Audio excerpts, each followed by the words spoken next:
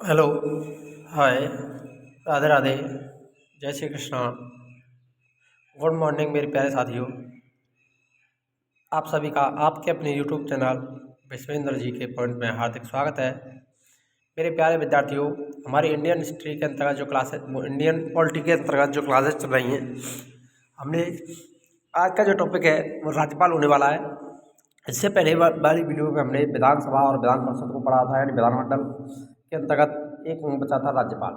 यानी हमने पढ़ भी लिया था कि विधानमंडल या तो भारत में एक सदनीय है या दो सदनीय है। यानी दो सदनीय जो विधानमंडल है वो 6 राज्यों में है, हमने आपको बता दिया था। कितने में? 6 राज्य। और इसकी ट्रिक भी हमने आपके लिए बताई थी। यूपी, बिहारी महाकाना, यूपी बिहारी महाकाना, अंदा तेली। उस ट्रिक के जरिए हम आसानी से जो 6 राज्य हैं सदनीय विधानमंडल वाले उनको याद कर सकते हैं। अगर आपने वो पहली वाली वीडियो नहीं देखी है विधानमंडल से संबंधित, तो आप उसको हमारे चैनल पर जाकर देख सकते हैं। तो आज हम कवर करने वाले हैं विधान परिषद कर ली, विधानसभा भी कर ली, यानी दोनों ही कर लिए। अब आज राज्यपाल को पढ़ने वाले हैं। किसको पढ़ेंगे? राज्यपाल को।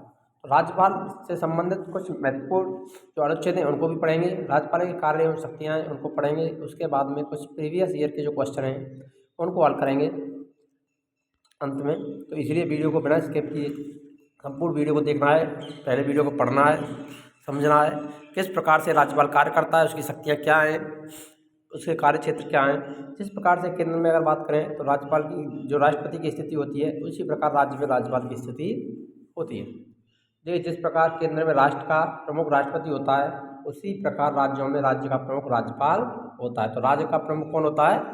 राज्यपाल। किसकी भांति होता है? राष्ट्रपति की भांति। किसकी भांति होगा? राष्ट्रपति की भांति। अब बात करते हैं औपचारिक प्रमुख और वास्तविक प्रमुख। जिस प्रकार से हमने केंद्र सरकार, संघ सरकार पढ़ी थी, वहाँ पर वास्तविक प्रमुख और औपचारिक प्रमुख यानी राष्ट्रपति को नाम मात्र की शक्तियाँ दी गई हैं। यानी सारे कार्य तो राष्ट्रपति के नाम से होते हैं, लेकिन वो नाम मात्र का प्रमुख होता है, यानी औपचारिक प्रमुख होता है। लेकिन वास्तविक शक्तियों का जो प्रयोग है प्रधानमंत्री और मंत्रिमंडल करते हैं। उसी प्रकार राज्य में भी राज्यपाल की जो भूमिका है वो औपचारिक भूमिका होती है, यानी नाम मात्र की शक्तियाँ राज्यपाल को प्राप्त हैं। उनका जो वास्तविक प्रयोग करता है वो कौन करता है? मुख्यमंत्री। तो मुख्यमंत्री के जो पद है उसको हम बाद में पढ़ेंगे। पहले पढ़ेंगे राज्यपाल को, उसके बाद मुख्यमंत्री को पढ़ेंगे। तो पहले आज राज्यपाल को पढ़ने वाले हैं। तो राज्यपाल कैसा एक औपचारिक प्रमुख होता है राज्य में, और राज्यपाल की जो नियुक्ति की जाती है वो किसके द्वारा की जाती है? राष्ट्रपति के द्वारा ही की जाती है। ये आपको ध्यान रख लेना है और आगे भी बता देंगे। तो देखिए, राज्यपाल के बारे में कुछ प्रमुख कथन है। आजकल क्या है, कथनों से संबंधित क्वेश्चन भी बनने लगे हैं एग्जामों में, ये पूछे भी जाते हैं और कई बार ये क्वेश्चन पूछे गए दोनों, इसीलिए हमने इसको यहाँ पर रखा है। ये सबसे महत्वपूर्ण कथन है राज्यपाल के बारे में। तो देखिए, राज्यपाल सोने के पिंजरे में निवास करने वाली चिड़िया के समान है। ये कथन किसका था? सरोजिनी नायडू ने कहा था। ये आप देख सकते हैं, सरोजिनी नायडू भारत की पहली राज्यपाल, भारत की पहली महिला राज्यपाल थी, ध्यान रखना। वो कौन थी? सरोजिनी नायडू, जो कि कहाँ की थी? यूपी। कहाँ बनी थी ये? यूपी की।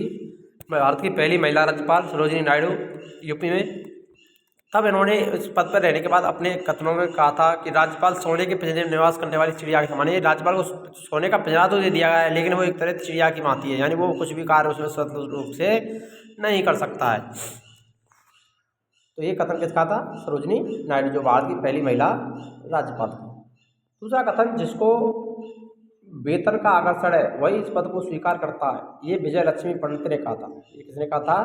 विजय लक्ष्मी पंडित ने कहा था कि जिसको वेतन का आकर्षण है वही इस पद को स्वीकार करेगा, यानी राज्यपाल के पद को स्वीकार करेगा, और कुछ नहीं है। क्योंकि राज्यपाल के पास उतनी शक्तियाँ नहीं है, ना ही उतने अधिकार है कि वो स्वतंत्र रूप से कोई कार्य करे।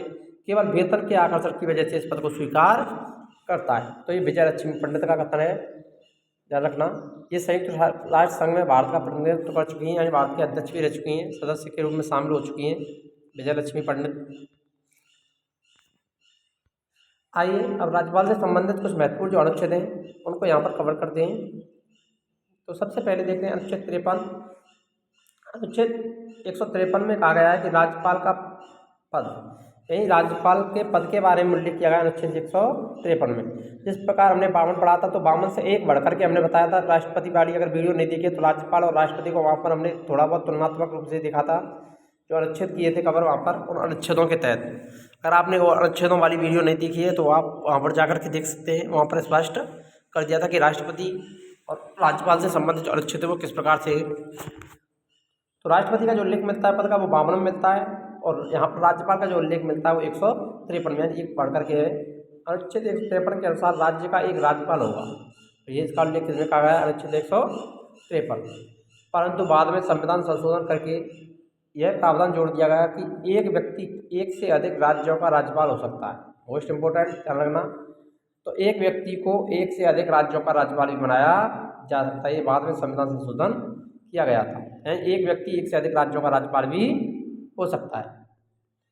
तो राज्यपाल का जो वेतन है वो 3.5 लाख रुपये मासिक है। यदि 2 या 2 से अधिक राज्यों का एक ही राज्यपाल होता है तब उसे दोनों राज्यपालों का वेतन उस अनुपात में दिया जाएगा जैसा कि राष्ट्रपति निर्धारित करता है। ये ध्यान रखना।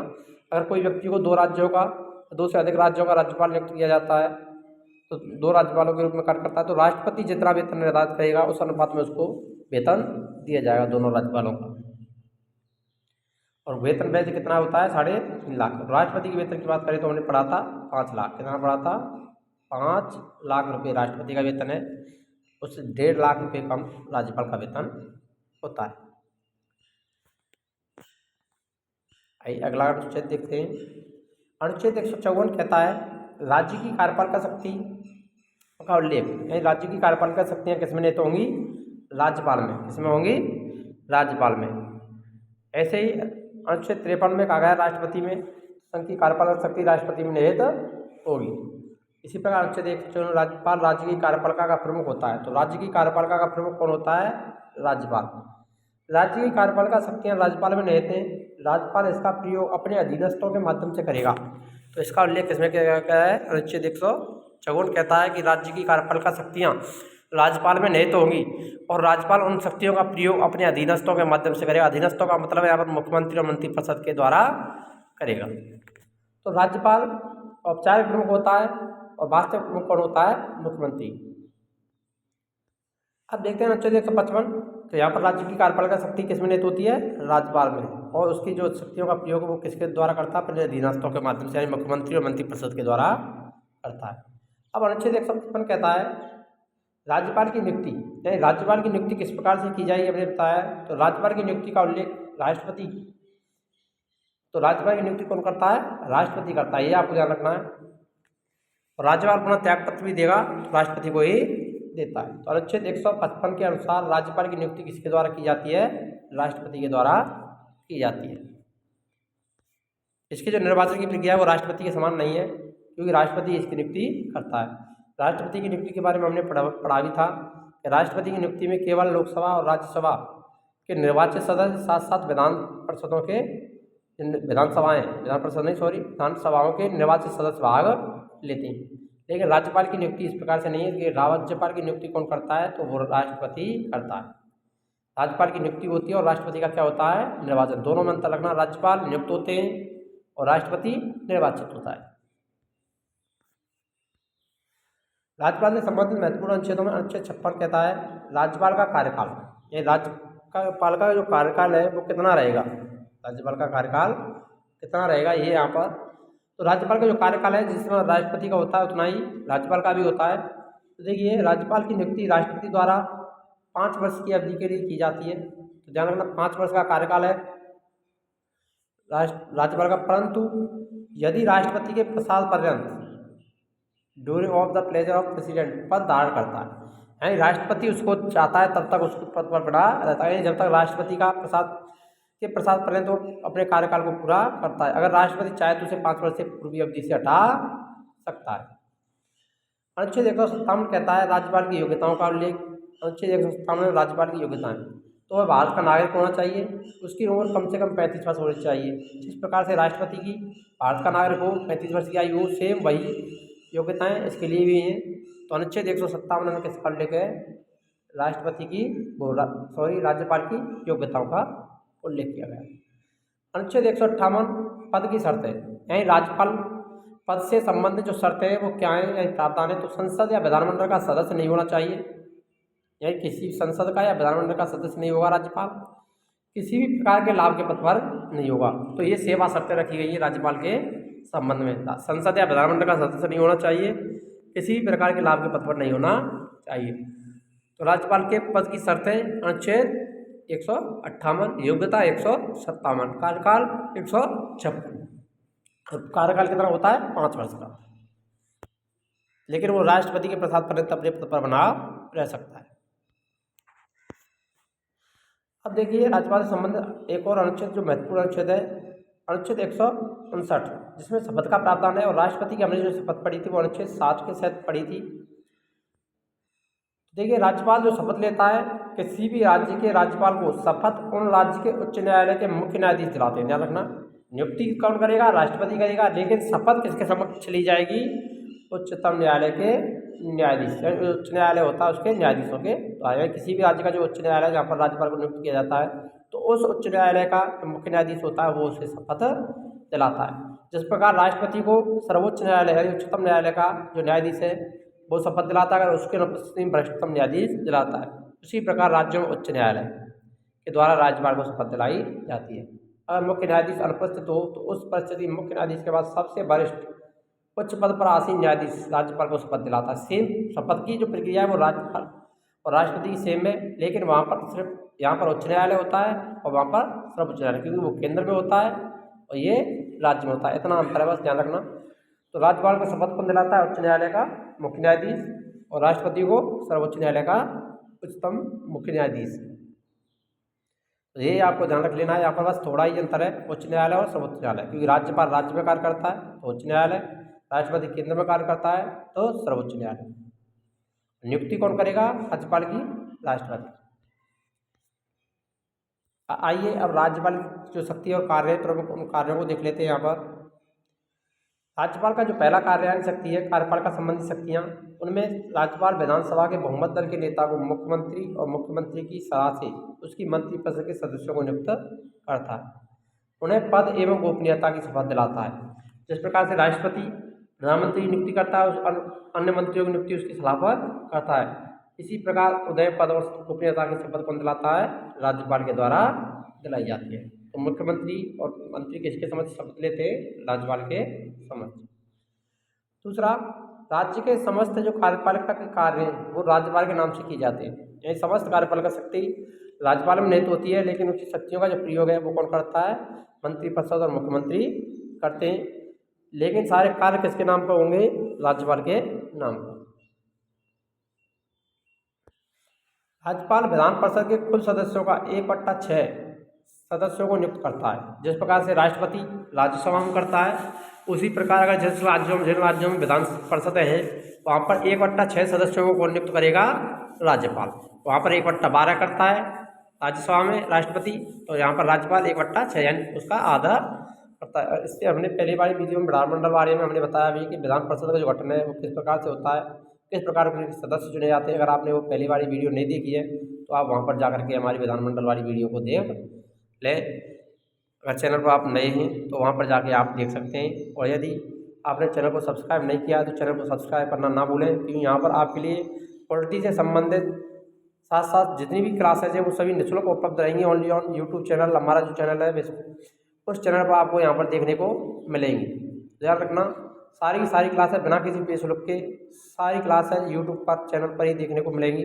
इसलिए चैनल को सब्सक्राइब करना ना भूलें और अधिक से अधिक शेयर करें, ताकि प्रत्येक विद्यार्थी इसका लाभ ले सके। जो विद्यार्थी आर्थिक स्थिति से कमज़ोर हैं वो भी इसका फ़ायदा ले सके। तो यहाँ पर सारी classes only on YouTube channel पर निःशुल्क को देखने को मिलेगी। यहाँ पर एकमात्र चैनल, और यहाँ पर पॉलिटी की जो क्लासेज है वो रेगुलर ही आपके लिए मिलती रहेगी। साथ साथ टेस्ट सीरीज भी चल रही है, वो हमने प्रारंभ कर दिया है, उसकी भी आपको समय समय पर मॉडल पेपर या टेस्ट सीरीज देखने को मिलेगी। और वीडियो को लाइक करना ना भूलें और कमेंट अवश्य करें कि आपको क्लासेस कैसी लग रही हैं, ताकि हमारा भी हौसला बना रहे। हमें भी आनंद आता है जब बच्चे कमेंट करते हैं उनको पढ़ करके। तो देखिए आगे बढ़ते हैं। राज्यपाल राज्य के विश्वविद्यालयों का कुलाधिपति या चांसलर होता है और उपकुलपतियों को भी नियुक्त करता है। याद रखना, ये क्वेश्चन कई बार बन भी चुका है कि राज्यपाल विश्वविद्यालयों का कुलाधिपति होता है। क्या होता है? कुलाधिपति यानी सर्वोच्च अधिकारी होता है किसका, विश्वविद्यालय का। उसके साथ उपकुलपतियों की नियुक्ति कौन करेगा, राज्यपाल करेगा। ध्यान रखना, राज्यों में विश्वविद्यालयों का कुलाधिपति कौन होगा, राज्यपाल, और उपकुलपतियों की नियुक्ति कौन करता है, राज्यों में राज्यपाल ही करता है। राज्यपाल का जो अधिकार है वह राज्य के प्रशासन के संबंध में जब चाहे मुख्यमंत्री से सूचना प्राप्त कर सकता है। राज्यपाल को मुख्यमंत्री से सूचना प्राप्त करने का भी अधिकार दिया गया है। जब वो चाहता है तो राज्य प्रशासन के संबंध में मुख्यमंत्री से सूचना मांग सकता है। इसका उल्लेख अनुच्छेद 167 के अंतर्गत किया गया है। जब हम मुख्यमंत्री को पढ़ेंगे वहाँ पर बता देंगे कौन सा अनुच्छेद है। अनुच्छेद 167 में मुख्यमंत्री राज्यपाल को सूचना मांगने पर सूचना प्रदान करता है राज्य प्रशासन के संबंध में। आइए आगे बढ़ते हैं। अब देखते हैं राज्यपाल की विधायी शक्तियों को। तो राज्य का विधानमंडल का जो अभिन्न अंग है वो कौन होता है, राज्यपाल। तो राज्य विधानमंडल का अभिन्न अंग कौन होगा, राज्यपाल होता है। राज्यपाल विधानमंडल का सत्र बुलाता है और सत्र की समाप्ति करता है। यानी विधानमंडल के सत्र को बुलाना और उसकी समाप्ति करने का कार्य कौन करता है, राज्यपाल ही करता है। राज्यपाल विधानमंडल द्वारा पारित विधेयक राज्यपाल के हस्ताक्षर के बाद ही कानून होता है। यानी राज्य विधानमंडल कोई भी प्रस्ताव पेश करता है विधानमंडल में तो वो विधेयक कानून कब बनेगा, जब राज्यपाल उस पर हस्ताक्षर कर देता है। जब विधानमंडल का सत्र नहीं चल रहा हो तो राज्यपाल को ऐसा लगे कि तत्काल कार्रवाई की आवश्यकता है तो वह अध्यादेश जारी कर सकता है। ऐसा अध्यादेश 6 सप्ताह के भीतर विधानमंडल द्वारा स्वीकृत होना आवश्यक है। यदि विधानमंडल 6 सप्ताह के भीतर उसे अपनी स्वीकृति नहीं देता तो उस अध्यादेश की वैधता को समाप्त कर दिया जाता है। तो यानी उसकी जो वैधता है वो समाप्त हो जाती है। 6 सप्ताह के भीतर उसे स्वीकृति मिलनी चाहिए, किसके द्वारा, विधानमंडल के द्वारा। तो राज्यपाल अध्यादेश जारी कर सकता है, ये आपको ध्यान रखना है। और अनुच्छेद 213 में राज्यपाल की अध्यादेश जारी करने की शक्ति का उल्लेख किया गया है। अनुच्छेद 213 के अनुसार राज्यपाल विधायी अध्यादेश जारी कर सकता है। राज्यपाल किसी विधेयक को राष्ट्रपति के विचार के लिए आरक्षित रख सकता है। अनुच्छेद की बात करें तो अनुच्छेद 201 के तहत राज्यपाल किसी विधेयक को राष्ट्रपति के विचार के लिए आरक्षित या सुरक्षित भी रख सकता है, यानी राष्ट्रपति के विचार के लिए भेज सकता है। राज्यपाल की शक्तियाँ एवं कार्य, इनमें आता है वित्तीय शक्तियाँ। हमने कार्यपालिका शक्ति पढ़ ली, विधायी शक्ति पढ़ ली, अब 3 शक्तियाँ हो रही। इनमें सबसे पहले देखते हैं विधायी शक्ति यानी वित्तीय शक्ति। राज्यपाल प्रत्येक वित्तीय वर्ष में वित्त मंत्री को विधानमंडल के प्रमुख वार्षिक बजट यानी वित्तीय विवरण प्रस्तुत करने के लिए कहता है। तो वार्षिक वित्तीय विवरण यानी बजट प्रस्तुत करने के लिए किससे कहता है, वित्त मंत्री से। कौन कहता है, राज्यपाल। यानी प्रत्येक वर्ष बजट तैयार करवाता है। दूसरा, विधानसभा में धन विधेयक राज्यपाल की पूर्व अनुमति से ही पेश किया जा सकता है। यानी जो धन विधेयक है वो केवल कहाँ पर होगा, राज्यों में, विधानसभा में ही पहले पेश किया जाता है। अगर विधान परिषद है तो वहाँ पर केवल स्वीकृति के लिए भेजा जाता है और वो 14 दिन तक उसको रोक सकती है, अन्यथा उसको स्वीकृति देनी पड़ती है। तो सबसे पहले धन विधेयक जिस प्रकार से संसद में, लोकसभा में पेश किया जाता है, उसी प्रकार से धन विधेयक यहाँ पर विधानसभा में पेश किया जाता है। अब आती न्यायिक शक्ति। तो राज्यपाल को राष्ट्रपति के भांति क्षमादान की शक्ति तो प्राप्त है, लेकिन मृत्युदंड और सेना न्यायालय के मामले में राज्यपाल को क्षमादान की शक्ति नहीं है। यानी सेना के न्यायालय के द्वारा जो मामला है वो और मृत्युदंड को माफ करने की शक्ति राज्यपाल के पास नहीं है। तो ये शक्ति किसके पास होती है, केवल राष्ट्रपति के पास में होती है। वैसे राज्यपाल को राष्ट्रपति के समान क्षमादान की शक्तियाँ प्राप्त है, सिवाय मृत्युदंड और सेना न्यायालय के मामले को छोड़कर। आपस शक्तियाँ राज्यपाल को जब लगे कि ऐसी परिस्थितियाँ उत्पन्न हो गई हैं जिनमें राज्य का शासन संविधान के उपबंधों के अनुसार नहीं चलाया जा सकता, तो वो राष्ट्रपति को राज्य में 356 के तहत राष्ट्रपति शासन लगाने की सलाह दे सकता है। तो आपातकालीन 356 के तहत राज्यों में राज्यपाल के आदेश पर, यानी राज्यपाल के जब राष्ट्रपति को अनुमोदन करता है कि राज्य में राज्य की स्थिति है वो शासन के अनुसार नहीं चलाई जा सकती है, संविधान के अनुसार चलाना नहीं जा रहा है, तो राष्ट्रपति वहाँ पर राज्यपाल शासन लागू कर देता है। राष्ट्रपति शासन लागू करता है, लेकिन उसके राष्ट्रपति के रूप में वहाँ पर जो कार्य करता है, दायित्व का निर्वहन करता है, वो राज्यपाल के द्वारा ही किया जाता है। तो ये हमने राज्यपाल की शक्तियाँ पढ़ ली। ठीक है, आप आते जो प्रीवियस ईयर एग्जाम में जो क्वेश्चन थे उनको यहाँ पर हल करते हैं, किस प्रकार के क्वेश्चन पूछे गए।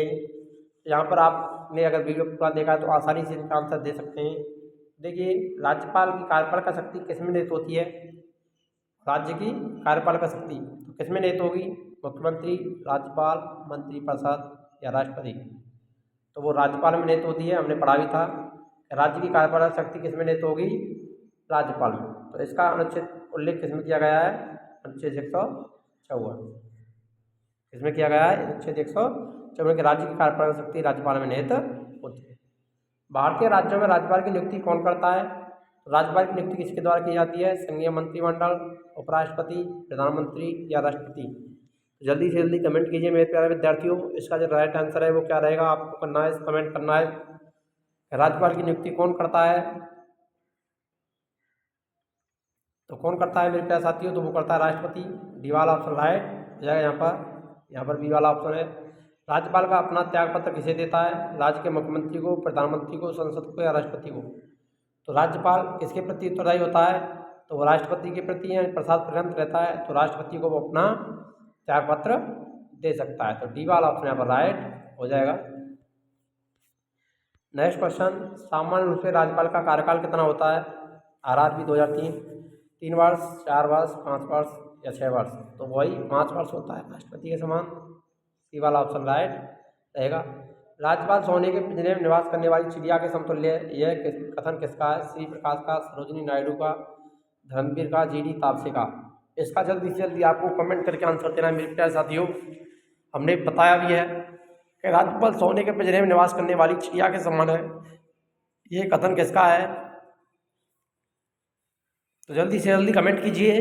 बहुत ही मोस्ट इम्पोर्टेंट क्वेश्चन, बार बार रिपीट होता रहता है परीक्षाओं में ये। तो राज्यपाल सोने के पिंजरे में निवास करने वाली चिड़िया के समतुल्य है, ये किसने कहा था? तो ये कहा था सरोजिनी नायडू। बी वाला ऑप्शन राइट हो जाएगा यहाँ पर। किसी राज्य में राज्यपाल की नियुक्ति संविधान के अनुच्छेद यानी राज्यपाल की नियुक्ति संबंधी जो अनुच्छेद है वह कौन सा है? अनुच्छेद 153 के तहत होती है, 154 के तहत होती है, अनुच्छेद 155 के तहत, अनुच्छेद 156 के तहत। जल्दी से जल्दी कमेंट कीजिए मेरे प्यारे साथियों, इसका राइट आंसर क्या रहेगा?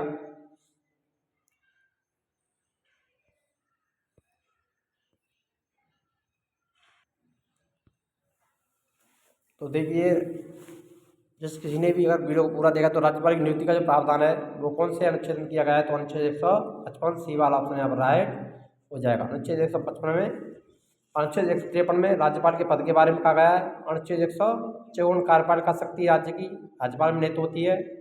अनुच्छेद 155 राज्यपाल की नियुक्ति राष्ट्रपति के द्वारा की जाएगी। अनुच्छेद 156 राज्यपाल के जो कार्यकाल है उसका उल्लेख किया गया है। ये सारे के सारे अनुच्छेद हमने पहले पढ़ भी लिए हैं और यहाँ पर भी आपके लिए रिवाइज हो गए। नेक्स्ट क्वेश्चन, राज्य विधानमंडल के अनुमोदन के बिना राज्यपाल द्वारा अध्यादेश कितनी अवधि के लिए लागू रहेगा? यानी जब तक राज्य विधानमंडल अनुच्छेद 213 के तहत राज्यपाल को अध्यादेश जारी करने की शक्ति प्राप्त है और अनुच्छेद 123 में राष्ट्रपति को।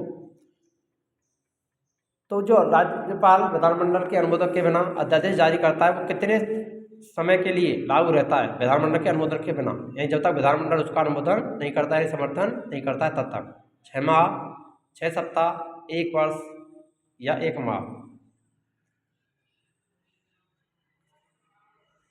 जल्दी से जल्दी कमेंट कीजिए मेरे प्यारे विद्यार्थियों, राइट आंसर क्या रहेगा इसका? राज्य विधानमंडल के अनुमोदन के बिना राज्यपाल द्वारा अध्यादेश कितनी अवधि के लिए लागू रहेगा? A, B, C या D, कौन सा ऑप्शन है? देखिए, इसका जो राइट आंसर रहेगा वो 6 सप्ताह तक रह सकता है और राज्य विधानमंडल अगर अनुमोदन उसका करता है तो वो उसे 6 माह करके आगे बढ़ाया जा सकता है। तो बी वाला ऑप्शन यहाँ पर राइट हो जाएगा। निम्नलिखित में से किसी राज्य में विधानमंडल का अंग नहीं माना जाता? राज्यपाल, विधानसभा, विधान परिषद या मुख्यमंत्री। तो राज्य विधानमंडल का अंग कौन नहीं है? तो राज्य विधानमंडल के 3 अंग होते हैं, हमें बताया था। तो उनमें कौन कौन शामिल होते हैं मेरे प्यारे विद्यार्थियों? राज्यपाल, विधानसभा, विधान परिषद या मुख्यमंत्री। कौन सा अंग नहीं है? तो वो मुख्यमंत्री राज्य विधानमंडल का अंग नहीं माना जाता। राज्यपाल, विधानसभा, विधान परिषद ये राज्य विधानमंडल के अंग माने जाते हैं। डी वाला ऑप्शन राइट हो जाएगा। राज्यपाल विधान परिषद के कितने सदस्यों को मनोनीत कर सकता है? 1/3, 1/2, 1/6, 1/12। जल्दी से जल्दी कमेंट कीजिए इसका राइट आंसर क्या रहेगा। राज्यपाल विधान परिषद में कितने सदस्यों को मनोनीत कर सकता है?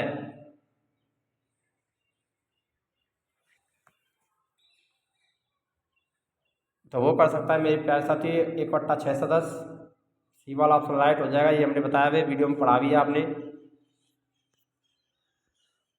आगे देखिए, भारत के किसी राज्य की राज्यपाल बनने की प्रथम महिला कौन थी? राजकुमारी अमृत कौर, पद्मजा नायडू, सरोजिनी नायडू, सरला ग्रेवाल।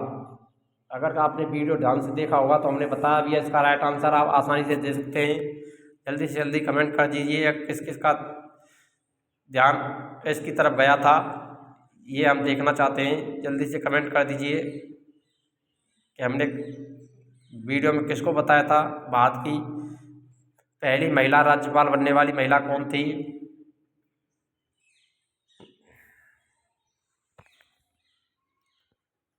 तो देखिए, जिस किसी का आंसर सी है सरोजिनी नायडू, तो सी वाला ऑप्शन है वो राइट हो जाएगा। सरोजिनी नायडू सबसे पहली भारत की महिला राज्यपाल बनी थी और वो कहाँ की थी? यूपी यानी उत्तर प्रदेश की महिला राज्यपाल बनाई गई थी। राज्यपाल का पद पर बना रहता है 5 वर्ष के लिए, संसद द्वारा निश्चित समय के लिए, राष्ट्रपति के प्रसाद पर्यंत, जब तक उसे संसद का विश्वास प्राप्त होता है। तो राज्यपाल पद पर कब तक रह सकता है मेरे प्यारे साथियों? जब तक राष्ट्रपति के प्रसाद पर्यंत। कब तक रहेगा? सी वाला ऑप्शन राइट होगा, जब तक उसे राष्ट्रपति का प्रसाद पर्यंत पद पर बना रह सकता है। लेकिन तो कार्यकाल 5 वर्ष तक होता है, परंतु राष्ट्रपति के प्रसाद पर्यंत वो पद पर रह सकता है। राज्यपाल के पद पर नियुक्ति की न्यूनतम उम्र कितनी होनी चाहिए? 25 वर्ष, 30 वर्ष, 35 वर्ष, इनमें से कोई नहीं। तो कितनी होनी चाहिए मेरे प्यारे साथियों? तो वो होनी चाहिए 35 वर्ष, जो राष्ट्रपति के लिए होती है। सी वाला ऑप्शन राइट हो जाएगा। अगर आपने वीडियो को लाइक नहीं किया तो वीडियो को लाइक करना ना भूलें और कमेंट अवश्य करें कि आपको वीडियो कैसी लगी, यानी क्लासेस कैसी लग रही हैं जो हमारी यहाँ पर चल रही हैं, ताकि आपके लिए जो भी कोई कमी हो रही उसको भी आप हमारे लिए बताते चलें। कहीं भी गलती हो जाए तो उसको आप बताएंगे तो उसमें सुधार किया भी जा सकता है, क्योंकि आप हमसे ज़्यादा विद्वान हो, क्योंकि आप अधिक पढ़ते हो।